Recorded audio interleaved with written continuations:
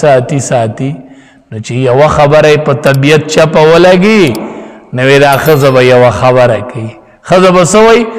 ما رأیت منک خیرا قط زه خو چې واده شوی منستا په کور کې می خوشحالي نه دلی دا خزه وی دا نبی علیہ السلام کم وخت کې ویلي قربان د امام الانبیاء د فرموداتنا او د امام الانبیاء د خلو خبرنا وی خزه به وی چې ما رأیت منک خیرا قط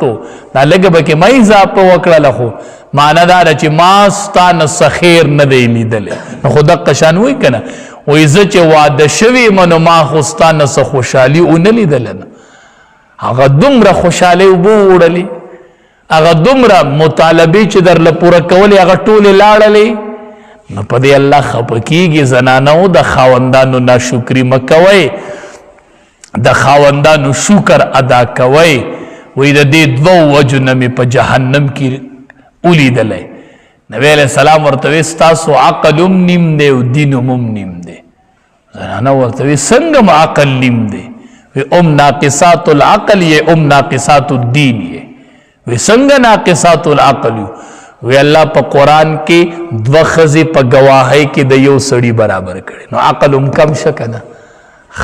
وی دام دا عقل کموالی دی وی دین هم نیم ګڼی دی وی دین هم څنګه نیم ګڼی دی وی میاش کې چې لس ورځې تاسو باندې ماهواري بیماری راشي نو لس ورځې مونځ کوئ نو وی نه نو سړي 13 ورځې کې او تاسو لس ورځې نو دین هم نیم ګڼی دی که نه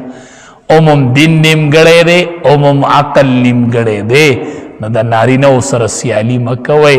ته به وایي چې مولوي صاحب مونږ نه خو ډېرو کارونو کې نارینه مخکې دي ګوره نارینه امامت کوي ښځه خو امامت نشي کولی نارینه جنازه کوي ښځه خو جنازه نشي کولی نارینه د اختر منځ کوي ښځه خو نشي کولی احادیثو مبارکو کې راځي چې کومه ښځه د خاوند تابعداري کوي او خاوند ترې نه رضا وي نو چې خاون څومره اعمال کوي په دې کې ورسره دا ښځه برابر شریکه ده نو دا ښه نه ده چې کور کې یې الله اجر درکوي کور کې یې الله اجر درکوي او خصوصا زه د علماو بیبیانو ته وایم چې د علماو بیبیانې دي خاوندانې ورک ګرځي د دین د خدمتونو دپاره په دې ټولو کې د ښځې په هر عمل کې د بیبي اجر دی او د بیبي برخه ده چې دا خاوند د دې بیبي په ډاډ باندې دا دومره خدمات کوي د دین او کور کې دا ناسته وي او خپل خاوند ته دعا کوي هر دینی کار کې به د خاوند چې کوي د دې ښځې ته به پکې اجر میلاوي نو تاسو له به الله کور کې درکوي خو خیرې ډېرې